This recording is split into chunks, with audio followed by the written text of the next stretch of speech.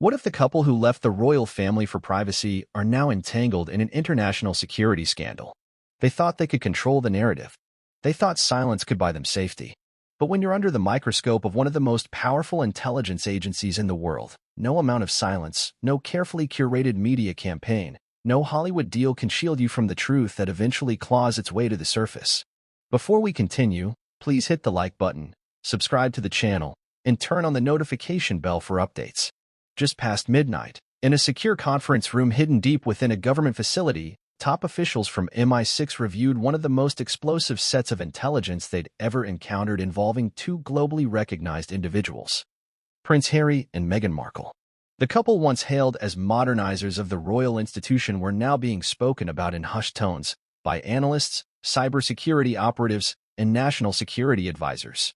Not as icons, not as celebrities, but as possible threats.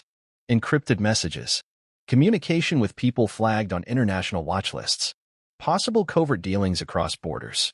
This was no tabloid exaggeration. This was real, and for the first time in years, the British government didn't just take notice, they acted. What started as routine background checks related to Prince Harry's controversial security requests quickly spiraled into something much darker. A pattern of hidden digital footprints emerged. Conversations traced to devices linked to shadowy figures, some suspected of involvement in intelligence subversion, others with ties to money laundering operations, some even allegedly connected to overseas regimes flagged for psychological warfare. But let's pause here. Because before we get too deep, before we peel back the curtain on the kinds of messages that have royal insiders whispering about potential treason, we need to understand how we got here. Because this story, at its core, isn't just about emails and texts. It's about trust broken, alliances shifted, and a monarchy that now finds itself on the brink of a reputational earthquake. To understand the gravity of what MI6 has uncovered, we need to rewind the clock back to the moment Harry and Meghan decided to step back from royal duties. Remember the statement? The one posted on Instagram, where they spoke of forging a new path. It seemed innocent enough, progressive even. But within intelligence communities, that decision was viewed with cautious curiosity. Why? Because when senior figures remove themselves from systems of oversight, they become harder to track. And not just by paparazzi. Harry, once a military officer with knowledge of British operations and access to royal-level briefings, no longer had the same daily engagement with government protocols. Meghan, whose past in Hollywood had always carried its own network of powerful and, at times, opaque relationships, was suddenly being treated not as a royal, but as a private citizen, with global ambitions. Combine that with the couple's frequent travel, growing network of international contacts, and involvement in financial ventures, and you had a profile that started raising subtle, but critical, red flags. Still, no one in government circles was ready to accuse them of anything. Not yet. The British establishment isn't built on conspiracy theories, it's built on cold, hard evidence.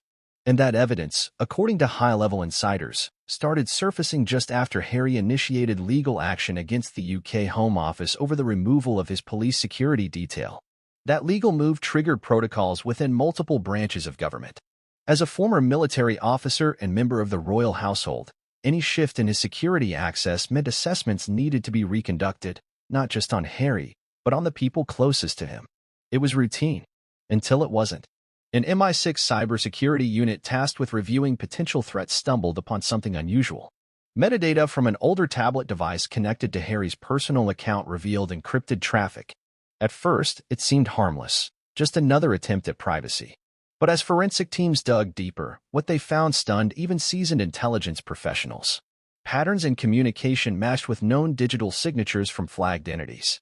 Anonymous handles tied to servers pinging from countries under surveillance for hosting destabilization networks. Timestamped exchanges that coincided with key dates, some involving international deals, others closely aligning with private royal events. More than once, the conversations mentioned things like leverage, optics, and, disturbingly, royal fallback. Terms not typically used in casual chat. The content was vague. That's the hallmark of encrypted comms. But the implications were profound. Were the Sussexes simply chatting with people of questionable reputation? Or were they participating in something more coordinated, something that could pose a threat to national reputation or even international stability? By this point, MI6 had no choice. They elevated the matter. The Prime Minister was briefed. Other intelligence allies were notified. What had begun as a bureaucratic recheck had now evolved into an ongoing investigation, one that remained secret for months, conducted in absolute silence. Until now. Because last week, that silence broke. And not by accident. According to multiple government sources speaking under strict anonymity, MI6 made the calculated decision to release partial results of its investigation to key media contacts. Not the tabloids. Not clickbait outlets. But serious investigative bureaus. The message? This is no longer a private matter. This is a national concern. The leak wasn't reckless. It was strategic. It was a test to gauge public reaction, to prepare the world for a possible full disclosure that could devastate the reputations of two of the most famous people on Earth. And the world responded. Within hours, headlines exploded across the UK, US, and beyond. Encrypted ties to flagged entities. MI6 investigation alleges covert communications. Espionage questions swirl around ex-royals. Meghan's team, according to insiders, was blindsided. Her PR handlers had been focused on rebranding her image around a lifestyle line and podcast expansion. Nothing could have prepared them for a security scandal implicating their client in alleged communications with suspicious actors flagged by multiple governments. Prince Harry, reportedly still reeling from his ongoing court battles and the growing divide with his brother Prince William, was said to have been utterly shocked by the breadth of the MI6 documentation. One source close to his legal camp claimed he thought this was just another political punishment for leaving the firm. He had no idea they'd been watching him this closely. But MI6 isn't known for revenge tactics.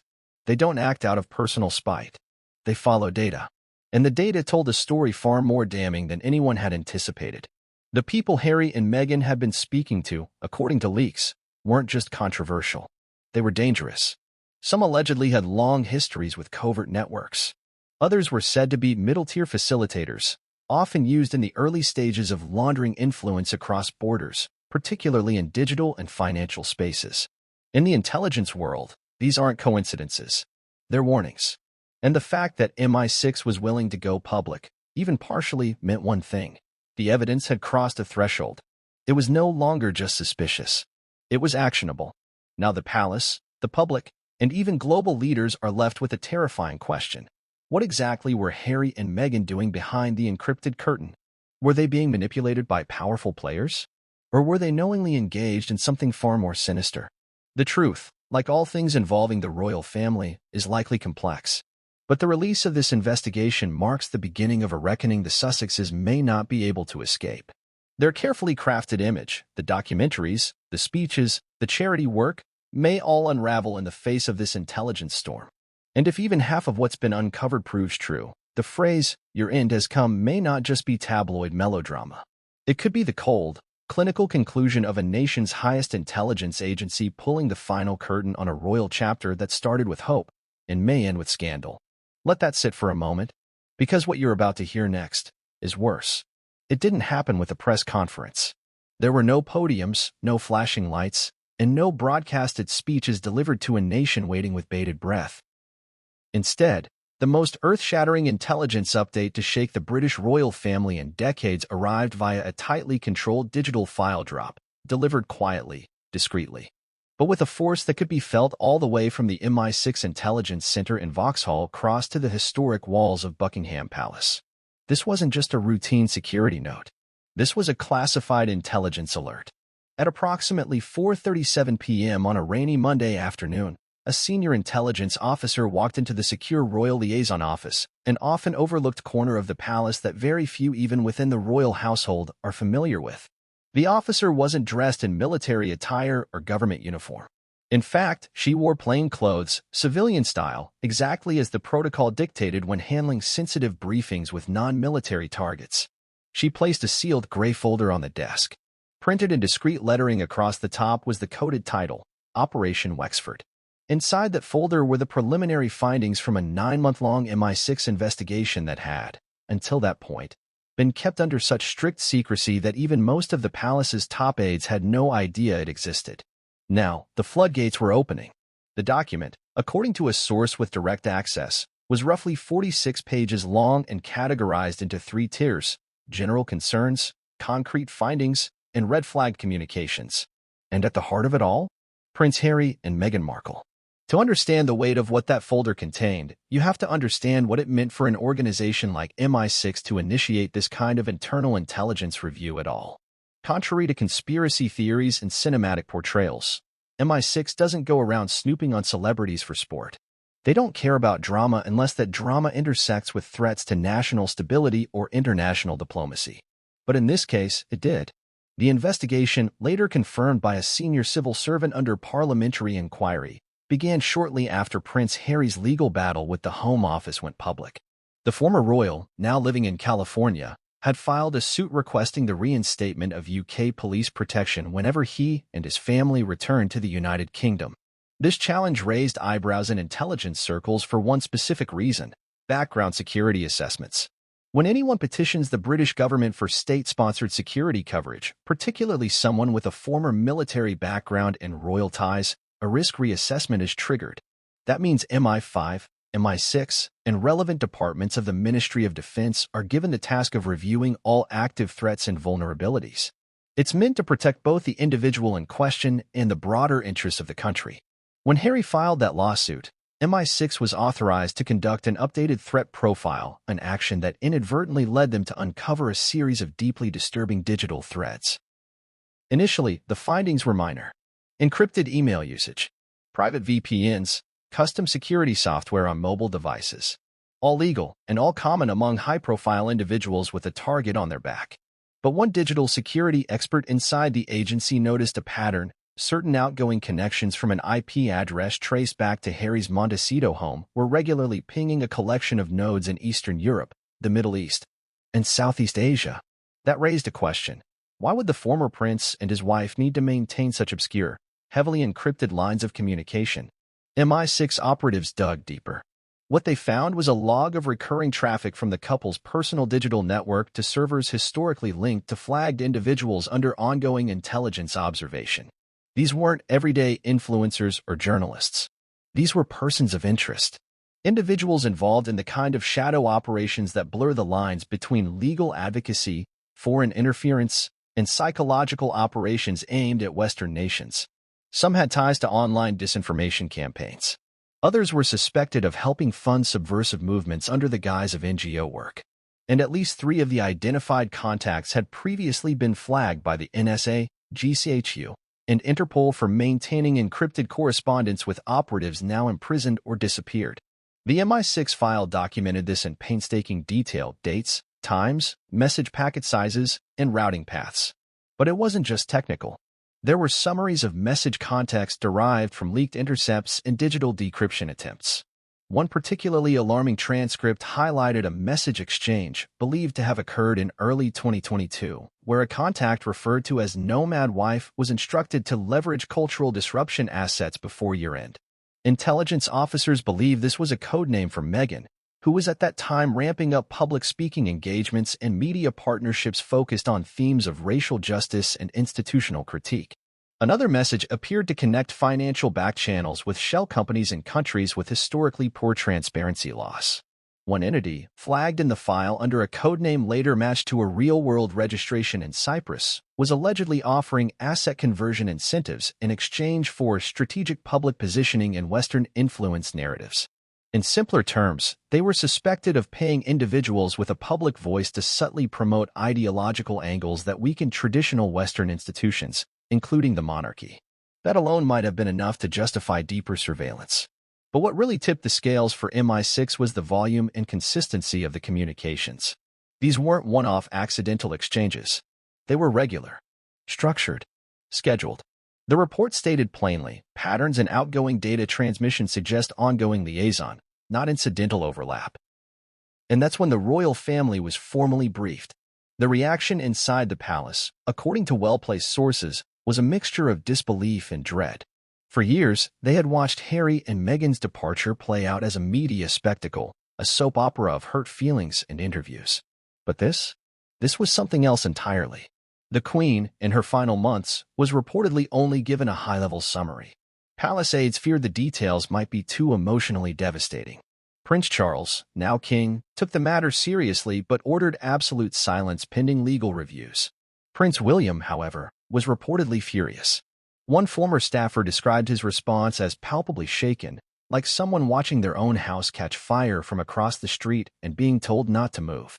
The file revealed, for the first time, the sheer depth of international entanglement that Harry and Meghan had quietly built around themselves. Connections with former diplomats from adversarial states, unexplained charity funding flows, and platform-based messaging aligned with known ideological actors attempting to shift British public sentiment against its own government structures. Were Harry and Meghan part of it knowingly? That remained the question. The file didn't explicitly accuse the couple of espionage. It didn't contain a smoking gun email that said, "Here's our plan to destabilize Britain." But what it did show, through cold data and careful analysis, was that the Sussexes were, at best, dangerously adjacent to people who were known for playing in the shadows. And at worst, willing participants in something far more coordinated. And the scariest part? According to MI6's final paragraph in the redacted version sent to senior palace advisors, the agency had only analyzed approximately 37% of available digital correspondence to date. Meaning, there was more. Much more. The file ended with a chilling recommendation. In light of existing findings, it is the position of this agency that further investigation is warranted. All future travel, digital communication, and public engagements involving the subjects of this file should be monitored in accordance with national security review protocols. That single sentence sent a shockwave through the palace. What would come next? Would charges be filed? Would titles be revoked? Would the public ever be told the full truth? As of now, those questions remain unanswered. But the MI6 file dump, silent, strategic, and sudden, made one thing painfully clear. The British government was no longer watching Meghan and Harry with curiosity. They were watching them with suspicion. And for a royal couple who built their new life on privacy, autonomy, and image control, this was the nightmare scenario they never imagined. The file was out, and the world had just begun to read. At the heart of this entire investigation, deeper than the noise of politics, deeper even than the ever-growing divide between the Sussexes and the royal family, lay a digital trail. A quiet, often invisible stream of communication that, if left undetected, would have carried on hidden beneath layers of encryption and anonymized data. But it didn't stay hidden. The messages, once encrypted, were now partially decoded, analyzed, and cataloged by some of the most skilled cryptologists in British intelligence. What they uncovered was not a smoking gun in the traditional sense. It wasn't a single confession or a blueprint for international subversion, but a series of digital footprints, increasingly suspicious and deeply troubling. According to intelligence insiders familiar with the report, the majority of the communications were traced to a series of personal and professional devices associated with Meghan Markle and Prince Harry. These included 2 secured laptops, a tablet believed to be used for private correspondence, and several mobile phones registered under alias accounts. Now, anyone in the public eye might reasonably use encryption. It's standard for public figures concerned about privacy. But this was not standard encryption. These were messages routed through multiple levels of obfuscation. Metadata was deliberately stripped. Devices were spoofed to appear as if they were operating in other countries. The very design of these systems raised red flags before the content was ever decrypted. One of the first messages to be cracked, only partially, according to the document, came from an account codenamed Stand441. The message, timestamped early February 2022, was routed through a now-defunct IP address linked to a foreign business entity in Serbia. The text was fragmented, but one segment stood out. As discussed, leverage the 48-hour window before keynote. Reinforce narrative. Payment clears on Friday. What keynote? What narrative? Who was being paid and why? This is where things get especially strange. British intelligence attempted to match the timing of this communication with public appearances by the Sussexes. Coincidentally or not, the message aligned precisely with Meghan's scheduled virtual appearance at a UN-affiliated Women's Empowerment Summit, where she delivered a speech sharply criticizing institutional silencing and unchecked colonial narratives still poisoning global leadership. The speech was widely praised, but within intelligence circles, it triggered a closer examination of who had helped organize the platform and who stood to gain from its messaging. Another message, one that has never been fully decrypted, originated from an offshore communication hub traced to Malaysia. This message, marked urgent and encrypted at a higher level, was routed through at least 5 servers before being received by a device in California. Though the body of the message remains indecipherable, its header raised concern. OP bind/wave. Coordination input requested. For an intelligence agency like MI6, these weren't just code words. They were potentially operational language. OP typically signals operation. Bind and wave may have been placeholders or code names for larger projects. What disturbed investigators most, however, was the frequency with which these kinds of messages appeared. Over a 6-month period, more than 80 distinct encrypted messages were documented as originating from or being delivered to devices associated with the Sussexes. They came from more than a dozen global IP locations, most of which were linked to regions known for weak regulatory oversight on digital communication laws, places where operatives, mercenaries, cybercriminals, and state-sponsored disruptors have long hidden their activities. The messages were often short, sparse, but the patterns were compelling. And when cross-referenced with events in the Sussexes' public life, interviews, speeches, lawsuits, a troubling alignment began to take shape. One particular thread, shared between MEGHAN's device and a pseudonymous user from Istanbul, stood out. Though it was partially corrupted, analysts were able to retrieve a passage that read, "We can't let it leak. The institution is fragile. Just keep applying pressure from both sides." A second wave comes through social. The implications of that single message are massive.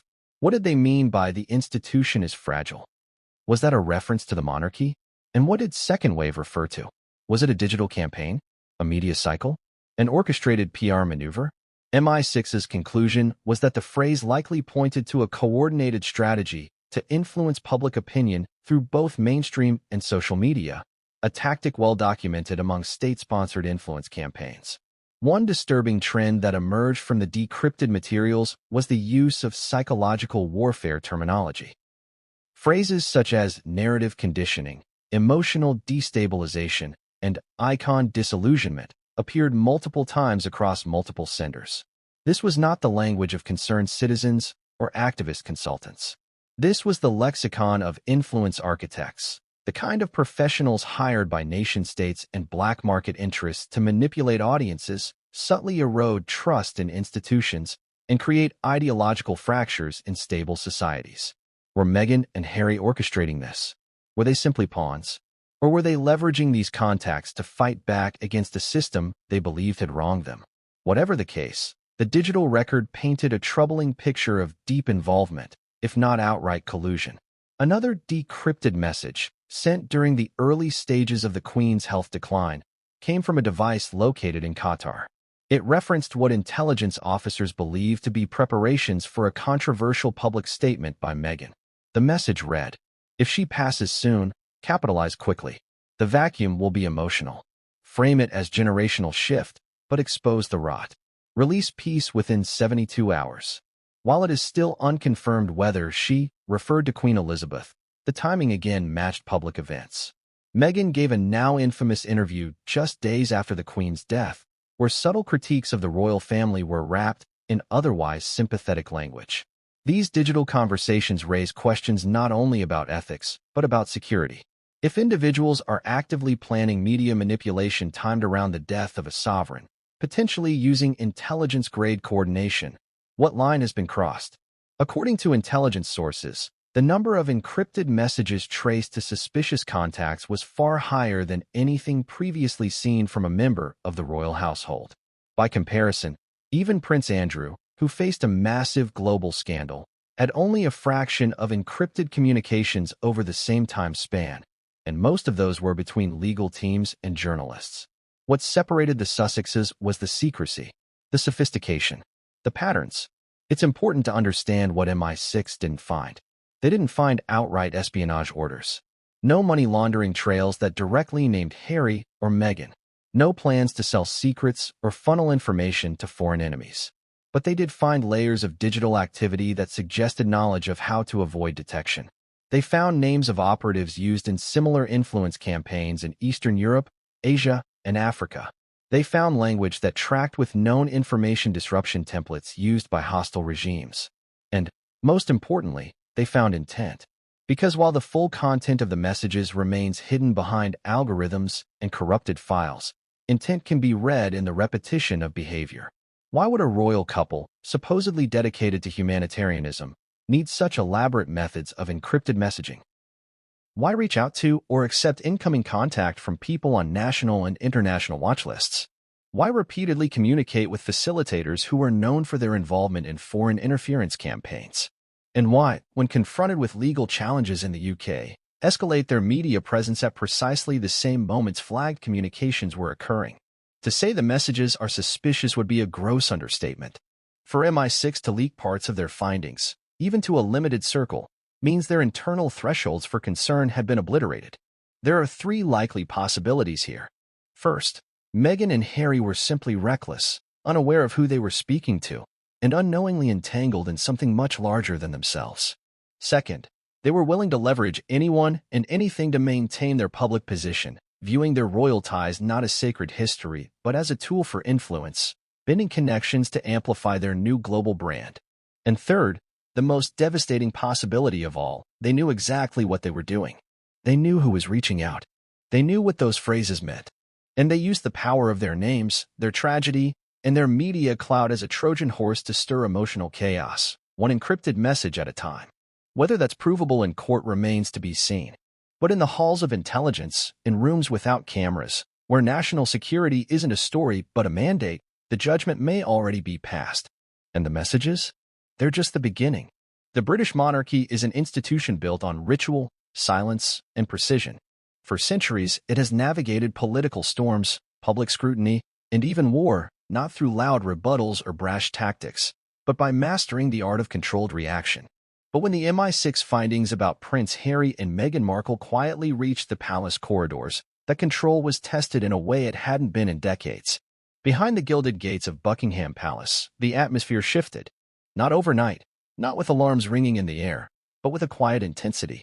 The kind of shift where courtiers stopped whispering about wedding anniversaries or wardrobe malfunctions and began speaking in coded tones behind closed doors, wondering aloud whether this was the beginning of something the institution could not contain. Crisis, in the royal world, doesn't look like chaos. It looks like restraint stretched to the edge of its ability to hold. King Charles III, now leading the monarchy in the wake of his mother's death, was said to be calm but measured. His decades of waiting had trained him to remain composed. But even his calm, according to palace aides, began to fray once he was given access to the MI6 file now circulating quietly among a small circle of senior royals and government liaisons. The folder wasn't marked with accusations. It wasn't a criminal charge sheet. It was worse. It was possibility. It was suggestion wrapped in evidence, dressed in ambiguity, but presented with the weight of serious national intelligence. It didn't scream. It whispered, and the whisper was louder than any tabloid headline could ever be.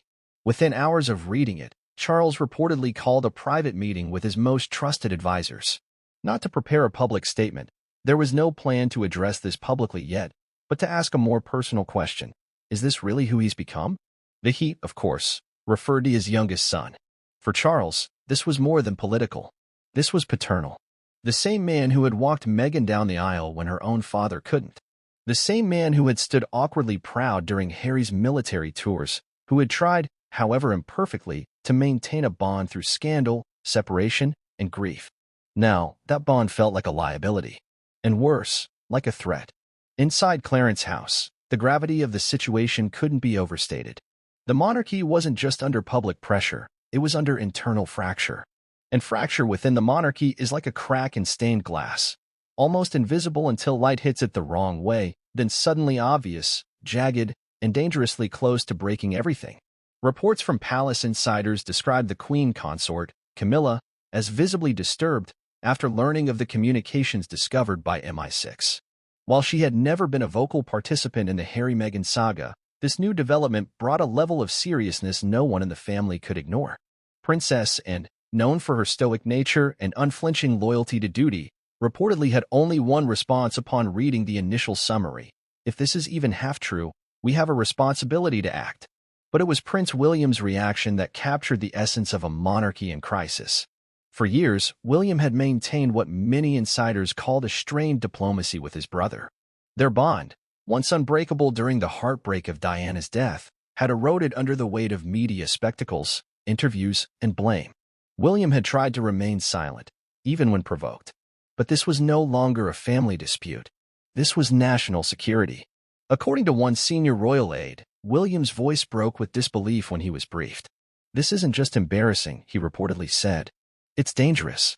The depth of that danger is precisely what caused the palace to enter what some have described as a containment phase. What does containment look like in a monarchy? It looks like red phone calls between departments at Whitehall and Royal Legal Council. It looks like encrypted messages between palace press officers and government communication advisors, plotting how to quietly manage the blowback. It looks like delaying appearances, canceling photo ops, and crafting subtle public displays of unity to give the appearance of calm when inside, the walls were shaking. The monarchy doesn't scream. But make no mistake, it panics. And the reason for that panic was simple. If the public ever came to believe that a former senior royal, one still holding his princely title, had knowingly or even unknowingly maintained encrypted communications with flagged intelligence targets, the fallout wouldn't just be about embarrassment. It would be about legitimacy. What happens to a monarchy when one of its own is seen as a national threat? Does it strip titles? Does it go silent? Does it pretend nothing happened? Or does it, behind the scenes, begin the process of erasing that individual from the lineage, not with paperwork, but with silence so total it becomes its own form of exile? The royals have always operated under the idea that silence is protection. But in this case, silence was beginning to look like complicity. And the British public, already divided on their feelings toward the Sussexes, would not remain silent if the full truth were ever to leak. That's the crisis. Not just the intelligence findings. Not just the possibility of wrongdoing.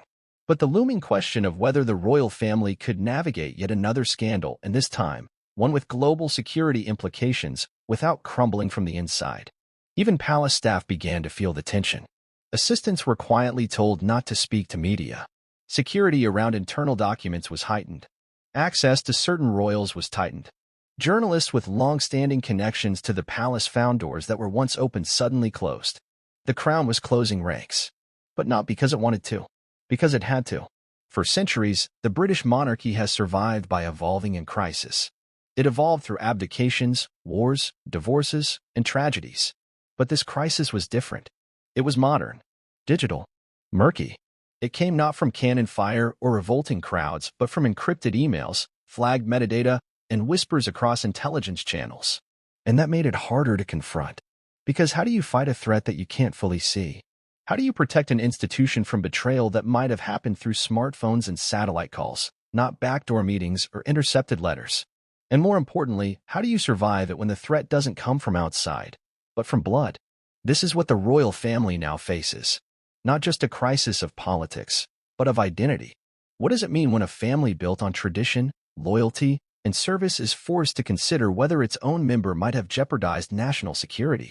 The palace has no precedent for this. There is no royal handbook for what happens when MI6 delivers a digital dossier implicating a prince in covert communications. No chapter in the royal protocol that explains how to distance a family from its own, without triggering a constitutional backlash. But one thing is clear, the monarchy is watching, waiting, preparing. And inside those palatial walls, where portraits of monarchs long dead gaze silently from marble halls, the feeling now is not one of comfort. It is one of fear. Because the storm has arrived. And the question no one dares ask out loud is this: will the crown survive it? While the headlines might scream the names of Meghan Markle and Prince Harry, while the public points fingers at the royal pair for what they might or might not have done. The real question that has investigators worried and intelligence communities globally on alert is not just what they said or how they said it, but to whom. This chapter dives into those shadowy figures. The ones hiding just behind the curtain of celebrity, carefully out of frame in every photograph, untagged in every social media post, unspoken in every public interview. Individuals who are rarely seen, never quoted, and often omitted completely, but who now sit at the center of one of the most sensitive international investigations involving the British royal family in decades. So, who are these people? Who are the recipients of the encrypted messages that have thrown Meghan and Harry into the orbit of MI6? And why are they such a problem? According to multiple sources familiar with the intelligence dossier, the flagged contacts fall into three primary categories: ideological disruptors, financial intermediaries, and global influence brokers. Not one of them is a household name, but each holds influence that stretches far beyond titles or Instagram followers. The first, and arguably most concerning, is a man referred to in MI6's documents as Dr. Khaled. His full name has not been made public for security reasons, but his record is no secret to global agencies. A former academic turned political strategist, Khaled is believed to operate behind the scenes of several digital media groups based in Northern Africa and the Gulf states. Though his professional background is in behavioral psychology, his practical application of that training has raised numerous red flags. Intelligence agencies have flagged him as a high-level information disruptor. His specialty? Social engineering, using online platforms to shape public narratives, especially targeting Western institutions. Khaled allegedly runs digital networks that simulate grassroots movements, mimicking public consensus and guiding discourse through subtle, manipulated trends. What MI6 found concerning was that Khaled appeared in the Sussex's communications multiple times, sometimes via intermediaries, sometimes directly. One recovered message, allegedly sent from an alias connected to Khaled's regional base, contained an audio file in which a male voice discussed media disruption through narrative redirection.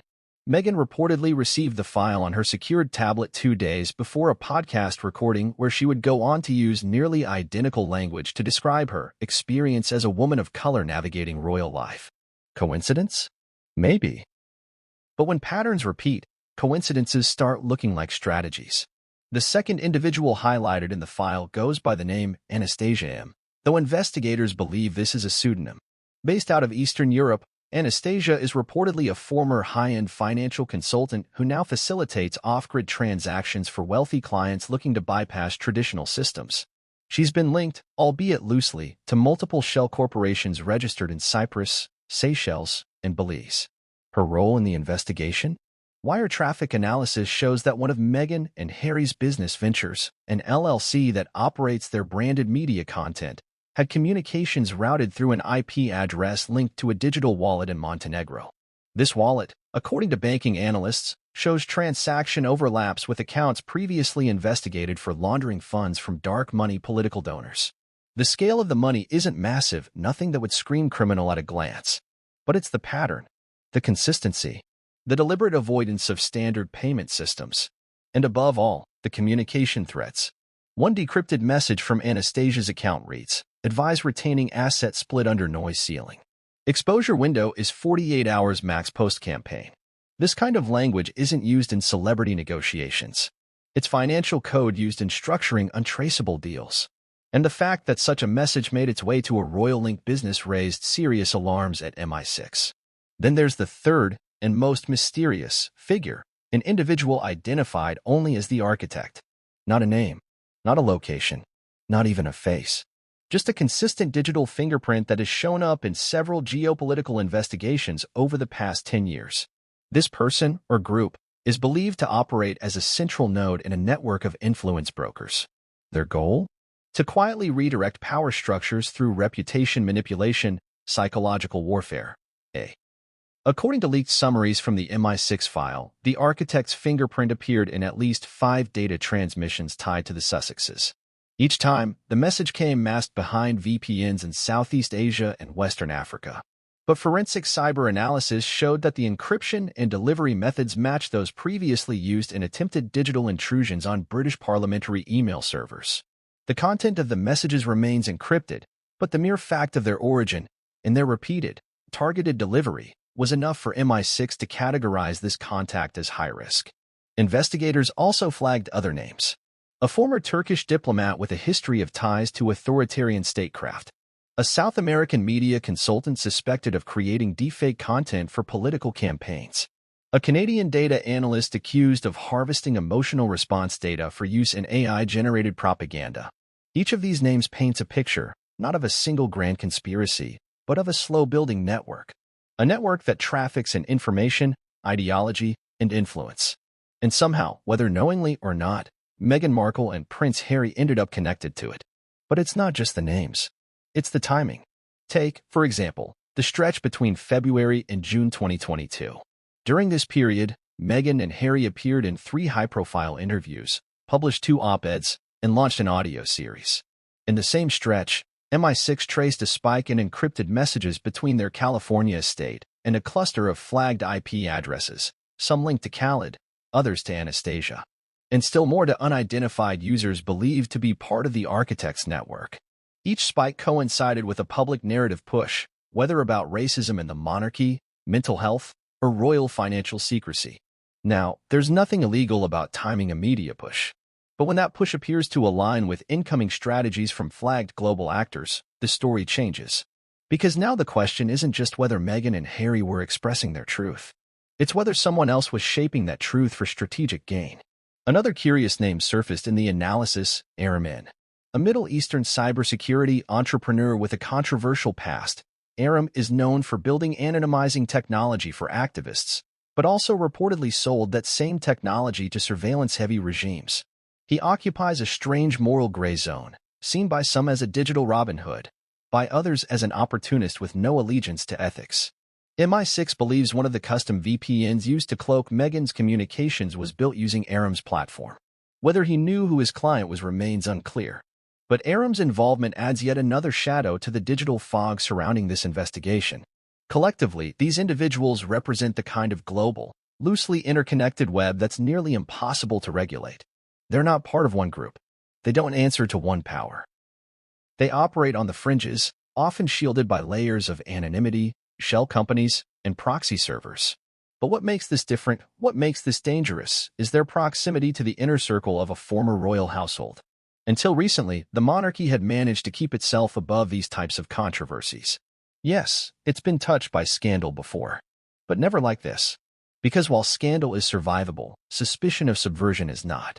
There is no royal precedent for what happens when a prince and duchess find themselves enmeshed through encrypted messages, dubious financial ties, and suspicious digital trails with some of the world's most scrutinized and secretive influence operators. And while the public may still be catching up to the headlines, behind the scenes, British intelligence is far past curiosity. They're in full containment mode. The flagged contacts have names, faces, histories, and agendas. And now, for the first time, those agendas have collided with the crown. What remains to be seen is whether the monarchy can survive the fallout, not just in the public eye, but in the cold, shadowy world of global intelligence, where trust is rare and silence often means guilt. A single message can be dismissed. One encrypted email? Maybe it was just for privacy. One shady contact? Possibly an oversight. But when actions repeat, when behaviors show rhythm, continuity, and intention, that's when investigators start to connect the dots. And in the case of Meghan Markle and Prince Harry, the dots were forming faster than anyone inside the monarchy was prepared to admit. For years, both public fans and private critics have debated whether the Duke and Duchess of Sussex are simply misunderstood or consciously manipulative.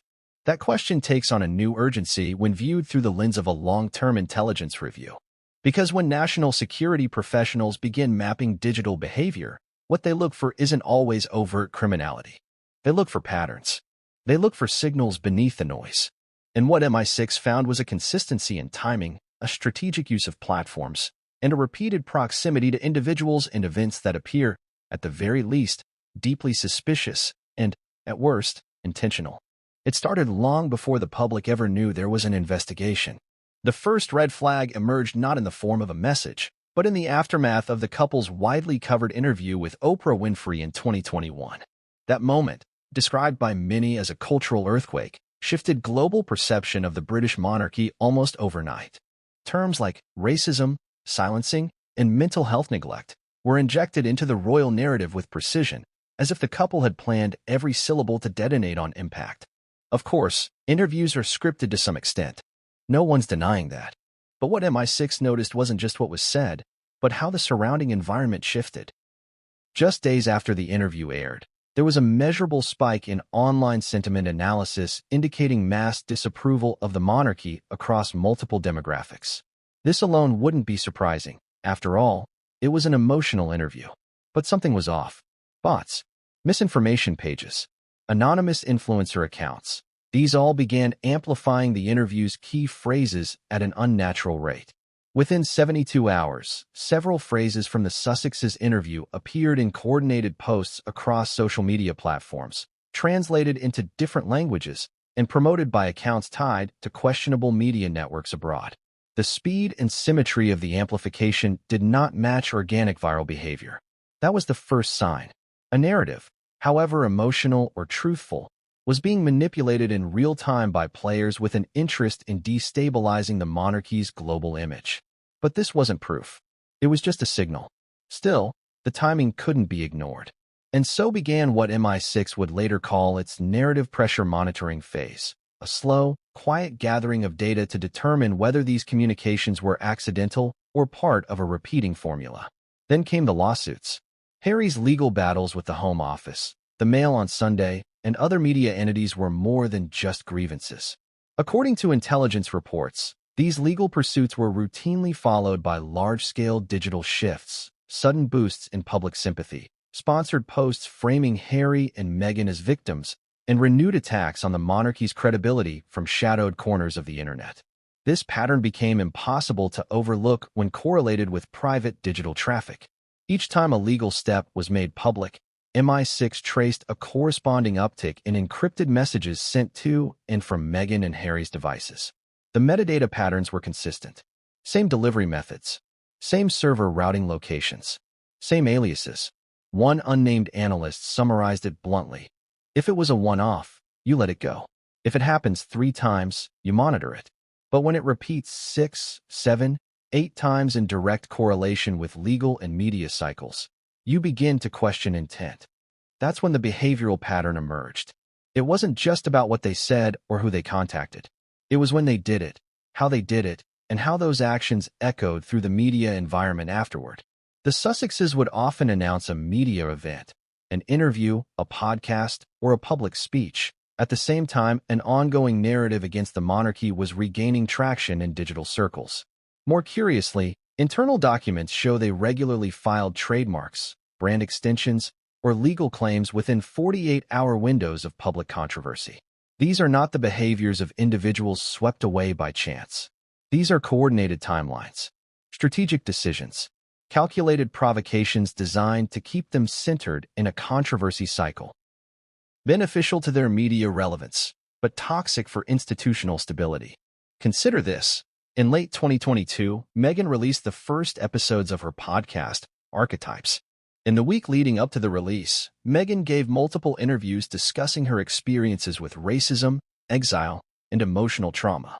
According to MI6 digital analysts, that same week saw a burst of data exchanges between her device and a set of nodes already being monitored for propaganda behavior. The agencies couldn't see the full contents. Encryption still blocked large chunks, but the routing patterns and timestamps told a different story. It was always in sync. Narrative push. Encrypted message. Public uproar. Repeat. The same cycle repeated itself during the launch of their Netflix documentary series. As the trailers went live, Meghan's accounts lit up again with digital traffic. And once more, the communications aligned with known digital tactics used in information campaigns, emotional framing, victim positioning, and broad-based institutional criticism. Now, one might argue, these are simply coincidences. A couple protecting themselves, controlling their own narrative. But MI6 didn't stop there. They looked at their travel behavior, their funding, their partnerships. What they found was unsettling. The couple's travel documents showed a pattern of meetings with individuals who, while not publicly known as threats, were connected by proxy to organizations flagged in other intelligence operations. Foundation meetings, charity launches, private fundraisers, all potentially innocent, but consistently tied to regions with high levels of unregulated financial flow and digital interference campaigns. Their funding partners, especially those involved in their media companies, were linked, through layers of shell ownership, to sources whose origins are still under review. Money came in, companies were created, narratives were pushed, and behind the scenes, encrypted messages were exchanged. Again and again. And this behavior wasn't limited to them alone. Staff members, assistants, even contractors working with Archewell, Meghan, and Harry's foundation were found to have brief communications with some of the flagged contacts uncovered in earlier chapters of the MI6 report. This expanded the concern beyond personal behavior to organizational structure. Was Archewell just a brand? Or was it being used as a front for broader influence operations? Nothing in the files confirmed criminal wrongdoing. But the pattern showed one undeniable truth. There was strategy. Deliberate. Repetitive. Opportunistic. Each time their public image waned, a new media drop would arrive. Each time the monarchy took a PR hit, Meghan and Harry were somehow already positioned to benefit. Each time they faced scrutiny, An army of coordinated online voices emerged to shield them and amplify their version of events. This kind of digital maneuvering is rarely spontaneous. It is planned, executed, and repeated. And in this case, it raised one final question among MI6 analysts. If this couple, former royals, global celebrities, and presumed philanthropists, wasn't intentionally engaged in a coordinated manipulation campaign, why did their behavior so closely mirror the tactics of those who are? When viewed in isolation, each piece of behavior might be explained away. But when seen as a whole, the mosaic of actions created an image that left very little room for doubt. Where there's smoke, there's fire. And in the case of Meghan Markle and Prince Harry, the smoke wasn't coming from outside the gates. It was rising from inside the house. At first glance, Meghan Markle and Prince Harry's transition into the entertainment world seemed like a natural evolution.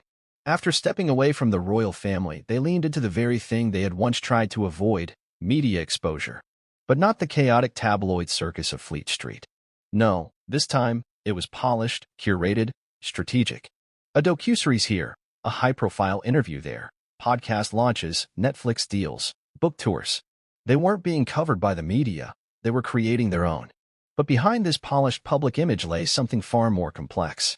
A tangled web of financiers, producers, and media executives, many of whom were either previously under the radar or suddenly very interested in working with the Sussexes, not just because of who they were, but because of what they could offer. Access, sympathy, and controversy. This chapter explores the ecosystem that helped build the Sussexes' post-royal empire, and how some of those connections have now become part of the growing suspicion swirling around them. It started with the Netflix deal. In 2020, shortly after their official step back from royal duties, Meghan and Harry signed a multi-year, multi-million-dollar contract with Netflix. The streaming giant touted the deal as an opportunity to share inspiring human stories. But intelligence analysts later noted that the speed and secrecy of the contract raised eyebrows, not because the deal itself was unusual, but because of who brokered it. According to MI6 documents, one of the intermediaries involved in negotiating terms between the Sussexes and Netflix was a little-known venture capitalist with historic ties to digital PR firms operating out of Hong Kong. These firms had previously been flagged in a European Parliament report investigating coordinated narrative operations that targeted Western media audiences. This financier, whose name remains redacted in public summaries, was identified as a key figure who frequently shuttled funds between shell corporations across Singapore and the United States. His sudden appearance in Sussex negotiations prompted MI6 to initiate background monitoring. Not long after the Netflix deal, another familiar name entered the fold, Ari Emanuel, the powerful Hollywood agent and CEO of Endeavor. A known dealmaker with deep connections in both politics and media, Emanuel became linked to Meghan's speaking engagements and media positioning. While his involvement may seem benign, he represents high-profile clients across industries. What raised suspicion was his repeated meetings with individuals already flagged for proximity to geopolitical influence operations. One such meeting took place in Los Angeles, where Emanuel was seen dining with a former Qatari media strategist now working under an alias. Intelligence circles believe that strategist to be one of several individuals promoting foreign narratives under the guise of Western media empowerment campaigns. What does this have to do with Meghan and Harry? A month later, Meghan's podcast was launched, with its debut episode subtly weaving in talking points that closely mirrored the strategic language favored by that same foreign campaigner: institutional deconstruction, media bias framing, cultural guilt reframing. Coincidence? Possibly. But again, intelligence is about patterns. And by the time this episode dropped, 3 other people involved in the production, 2 editors and a content strategist, had already been linked to previous campaigns flagged by cybersecurity watchdogs for their role in creating what's referred to in internal briefings as emotionally weaponized content. Now, let's talk money. Funding a global media empire isn't cheap. From lawyers to media consultants to production crews, the Sussexes were suddenly operating with the kind of financial fluidity rarely seen in first-time entrepreneurs. Archwell Productions, Archwell Audio, book advances, property upgrades, it was all moving fast. And much of that money was being channeled through private equity and venture arms that, until recently, had no apparent connection to the couple. According to an internal MI6 financial trace, at least 4 entities supplying back-end capital to Archwell-related projects were headquartered in nations known for loose disclosure requirements. One such company, registered to an offshore address in Mauritius, was linked to a known media investor who has previously contributed to digital narrative campaigns in sub-Saharan Africa and the Balkans. This man, whose name is withheld in the MI6 documents, has been investigated by Interpol on suspicion of funneling media money into elections to sway democratic outcomes. He was also, it turns out, a private attendee at a small Archwell fundraiser hosted in New York in 2021. It's not illegal to attend fundraisers. It's not illegal to take money from an investor. But when that investor's digital signature later shows up on intelligence watch lists, the story shifts from curiosity to concern. More troubling is what investigators found in the Sussex's digital contracts, specifically those tied to foreign content distribution. One contract, obtained through legal discovery in an unrelated lawsuit, showed that Archwell Audio had considered a syndication deal with a Dubai-based firm suspected of serving as a front for state-sponsored narrative influence. The contract never finalized, but emails leading up to negotiations show a level of interest and enthusiasm from MEGHAN's team that contradicts their usual public stance on media ethics. This isn't about guilt by association. It's about a repeated openness to working with individuals and institutions operating in gray zones of influence, where money is plentiful, oversight is minimal, and intentions are never fully clear. And then there's the matter of public endorsements. In the cold, calculating world of intelligence, few agencies are as reserved and surgically precise as the British Secret Intelligence Service, better known to the public as MI6. Steeped in shadows and tradition, MI6 does not hold press conferences. It does not leak gossip. It does not care for clickbait or headlines. It operates behind the veil of necessity, answering only to the highest levels of British command and keeping its work far from the prying eyes of journalists and the public. Which is exactly why the moment MI6 chose to breach its own walls, even if subtly, even if unofficially, marked a turning point in the Sussex investigation. It wasn't a statement on television. It wasn't even an official government document. Instead, it was a whisper, a deliberate one, a series of briefings to select investigative journalists, a trail of carefully orchestrated disclosures that made one thing very clear. MI6 was not just watching. It was preparing. So why speak out at all? And why now? According to an intelligence officer who agreed to speak under condition of anonymity, the decision to let parts of the Sussex investigation see daylight wasn't taken lightly. For nearly a year, everything related to Meghan and Harry's communications had been handled through classified channels, monitored in quiet rooms, away from political agendas and media hysteria. But in recent months, that containment began to crack. There was growing concern that if this didn't come out through a controlled release, the officer explained, it would leak in an uncontrolled way. And if it leaked without context, the public would draw its own conclusions, and they might be dangerous. Dangerous how? Not necessarily because of the messages or the money, but because of what the investigation suggested, that a former prince of the United Kingdom and his wife were either knowingly or unknowingly at the center of a network of influence. One that extended beyond media and philanthropy and reached into the dark folds of global power manipulation. MI6 feared that if the public learned this too quickly, it could spark chaos, not just in the UK, but in countries allied with the Crown. They needed to control the rollout of information, not just to protect national security, but to prevent public destabilization. And so, for the first time in decades, the agency employed a rare but authorized strategy known internally as directed disclosure. This method allows senior intelligence officers, under ministerial approval, to selectively feed accurate but redacted details to trusted third-party sources, usually seasoned investigative reporters known to respect boundaries. The first such instance took place in a secure briefing room beneath Whitehall. Only 3 journalists were invited, none from tabloids, none from entertainment networks. They were handpicked based on years of responsible reporting and a proven ability to handle sensitive material. There were no recording devices, no cameras, just printed files, voice-only briefings, and stern reminders that what they heard was not yet to be printed. But the tone of the meeting was unmistakable. The agency wanted these reporters to begin preparing the public, to condition the narrative, to plant the seeds of awareness that something serious was unfolding behind the scenes involving Harry and Meghan. According to one journalist present, the key takeaway was chilling. We're not saying they're spies.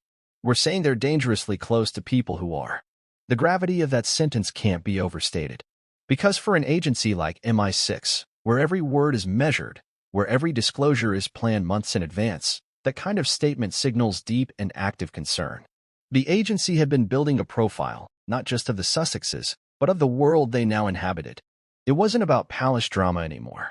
It was about a digital ecosystem surrounding Meghan and Harry that mirrored known characteristics of foreign influence operations: disinformation, emotional agitation, ideological polarization.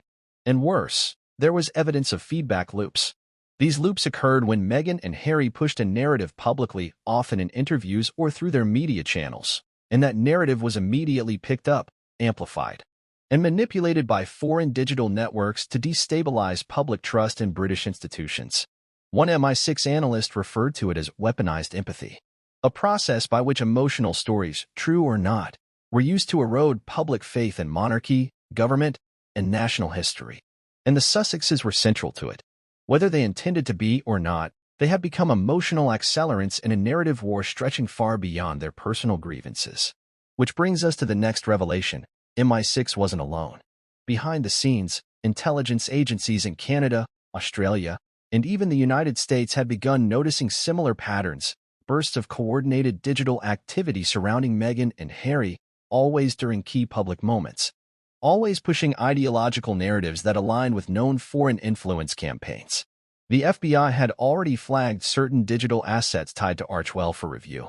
The Australian Signals Directorate ASD had traced email routing traffic connected to the Sussexes back to servers used in Chinese state propaganda operations.